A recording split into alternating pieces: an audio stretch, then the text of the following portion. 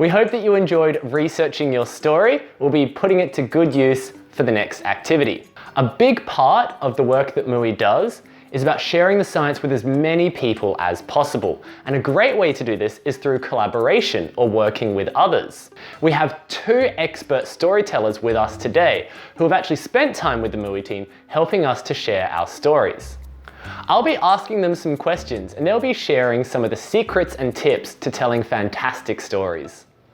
Our first expert is Alex Mustard. He's a world-renowned photographer and has been named Underwater Photographer of the Year. He visited us here at Six Senses Lamu last year. So, Alex, how did you get started on this career? Hi Lawrence, hi everyone, it's nice to be part of this. My name is Alex and I'm an underwater photographer and also a marine biologist. I got into this career really because of a lifelong passion for the ocean. When I was growing up, I absolutely loved snorkeling and I absolutely loved fish. And I used to love, even when I wasn't able to see them in the wild, I'd go to aquarium shops. I even had a little tropical fish tank with neon tetras and all that sort of thing in my bedroom. And I used to pore over all the books of the fish and learn all the names of the fish. And it was clear to me from an early age I'd love to do a job that meant I could spend loads of time studying the ocean, finding things out about the ocean and sharing them. But actually, when I was a kid, although I had those passions, I never probably really believed I'd end up doing this as a career.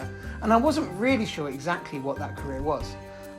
But I was really interested in marine life and in science. And so I followed those subjects through my school and went on at university to study marine biology. And that's how I made it my career. In terms of my photography was something that I loved doing. I loved underwater photography from a young age. But that was really driven because I love fish so much. I just wanted to record everything I saw. I didn't have any ambitions to be a photographer. The camera for me was just simply to record things. But over time, I really learnt how to use it really well. And in the end, I guess because I started so young, I became pretty reasonable at underwater photography and it became my career. And how do you tell stories with photos? I think every photograph tells a story. You know, that can be a simple story like, this is a really pretty fish, or it can be a complicated story like, this is how this animal on the coral reef lives its life, or it can be an important story like, this thing that we're doing to the environment is affecting how the natural world is functioning, and that has really big implications for the animals that live there and for us. But every picture tells a story. But if we want the people who look at our pictures to really engage with that story, as a photographer, our job is to make that picture as visually compelling, as visually eye-catching as possible. And we use lots and lots of tricks to do that. You know, the way we use color, the way we use composition, the way we use lighting, the angles that we choose to photograph our subjects from. All these things can give our pictures that visual, eye-catching appeal that makes our audience want to look at them. And that's the key thing to telling a story with a picture. Every picture tells a story, but if you want your audience to want to learn about the story in your picture, you need to make your picture especially eye-catching. We've had a look at some of your photos and you have so many award-winning photographs. Do you have a favorite and why? Oh, that's a difficult question, Lawrence. I think most of the time as a photographer, you tend to live in the present and the future. You're excited about what you're shooting at the moment, you're excited about what you're shooting next, and you tend not to dwell too much in the past. So I don't tend to have a lot of time to think back over my pictures, and I don't have many of them around my house here. So yes, I obviously see them for work, but I don't really dwell on them that much. That said, of course, there are many pictures that I've taken down the years that I absolutely love and that really stick in my mind. I think the one I'm going to choose today to highlight is this picture here, which is of a Leafy Sea Dragon, which is without a doubt one of the most amazing creatures in the ocean. And although it's been more than, I think, almost 15 years since I saw one, it just remains one of the most captivating animals I've spent time with underwater. You know, they're really quite large. They're sort of this sort of size, and they rock backwards and forwards the whole time, kind of with the waves, and they just look like a floating piece of seaweed. And you work your way around this piece of seaweed, wafting in the currents, and you finally can find the face. And I love this picture because I'd never seen a photo like it before I took it. and it's become a really, really well-known picture. And it's great, as a photographer, when you take a picture such a long time ago and people still want to see it and use it and print it and share it. So yeah, this is a real favourite of mine.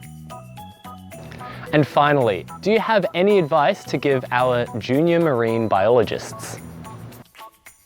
Yes, I've got lots. How long have you got? I think the first thing I'd say is do follow a career in marine biology. Do get interested in marine biology. Do study about the oceans. Do learn about the oceans. The oceans really need as many friends as they can get these days.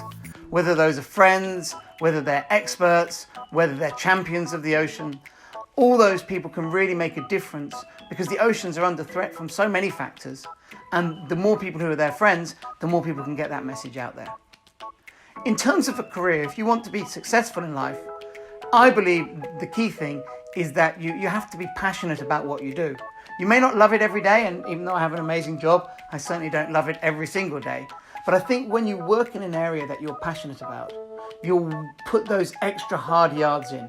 You'll do that hard graft that'll make the difference between you doing okay and you being successful. Because if you look at successful people in any line of work, whether they're actors or sports people or business people or whatever, and across all types, same with your schoolwork, the more you put in, the more you get out. It's even the same with your friendships. The more you put into your friendship, the more you get out. So I think in life, if that's a great rule to live by, and if you choose a career in an area that you love, then you're going to put more into it and as a result get more out. And that not only means you'll be more successful, I think you'll feel more fulfilled in life. And that's a great way to spend your life. Thanks for that, Alex. Now let's meet our second expert, Matt Porteaus. Matt is an award-winning photographer and filmmaker, viewing life as an experience and adventure, capturing and telling stories through his camera from locations all around the world for over 20 years. So, Matt, tell us a little bit about what you do. Hi everyone, I'm Matt Porteaus and I am a photographer filmmaker. I'm from the island of Jersey in the UK. I have been traveling the world over the last 10 years, photographing everything from portraits to events, and more recently I've been focusing my attention on purpose-driven storytelling. I founded Ocean Culture Life, which is a community of storytellers, and we are connecting and being able to share images and film to inspire not only ourselves but to inspire others, maybe some other people that aren't fortunate to be near the ocean, to inspire them to come to the ocean and to learn more from the experts. You mentioned storytelling. Can you tell us a little bit more about what you mean by that? What I mean by storytelling is, as a photographer, also a filmmaker, and anybody else who likes to take pictures or likes to film, we're storytellers and we get to submerge ourselves into new cultures and meet new people. And it's not just to go and take a single image, but it's to take a number of images throughout the day or throughout a few days and getting those images together and turning that into one story. So when people look at it later, it's like submersing themselves into a book. We're storytellers through imagery, and our imagery will connect with people, and then it will inspire them to follow the same path that you've been on. What's been your favourite story to tell, and what sort of difference did it make? One of my favourite stories to tell was my time with Six Senses Lamu and the Blue Marine Foundation and the MUI team. Not only was I fortunate to spend time with the Reef Conservation team, the Manta Trust, and just generally just spending time with an amazing group of ocean advocates, ocean conservationists, these guys love the ocean and they spend the whole time in there, and it was so nice for me to share that time with them. But also we worked with a sustainable fisherman, and they have been protecting the reef fish on the islands to make sure that they're not being overfished. So we spent time in the local community with the local family. We spent time in the house. We went to the house. We shared some moments with them and found out more about the work that they're doing and how passionate they are to not only be able to help Sixth Sense and help the local community, but also teaching their children about sustainability and protecting their waters. The local fishermen sign up to the first reef fishing code of conduct in the Maldives, following on from the work that we did with the team.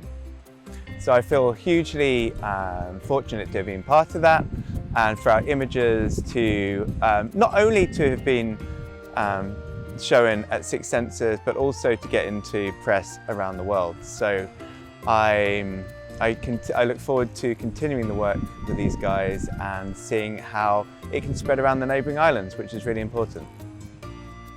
And finally, Matt, do you have any advice for our junior marine biologists? The advice that I would give to junior marine biologists is to document everything that you're doing. Every time you go to the beach, take some pictures so you've got that visual reference of what you're doing every day, and it's really important. And the most important thing you can do, and I think it's something that's really easy for you to do now, is to be able to connect with like-minded marine biologists and junior marine biologists and just ask questions online. It's really important for you to do that. But yeah, and start blogging, start talking to your phone and start explaining what you're doing every day, and put it out there and get it out there and ask some questions so you can inspire others as you're inspired by them too. Thanks for that, Matt. Now, if you're interested in learning more about the stories that Matt and Alex tell or the photographs that they take, you can follow them on social media or check out their websites here. Now, while they are professional content creators and have all this fancy equipment, you actually don't need that to be a storyteller. Anyone can be one. And for this next activity, we'll be creating a video that will tell our own conservation story. You'll be using that research that you did in that first activity. And you can use the worksheet below to help guide your story, as well as draw out all the different steps of it in what's called a storyboard. Now, we'll be doing an extra special type of video for this, a stop motion video. There are many free apps that you can download onto almost any smart device to do. Now, creating a stop motion video and doing that research might take a little bit of time, so make sure that you have some time set aside.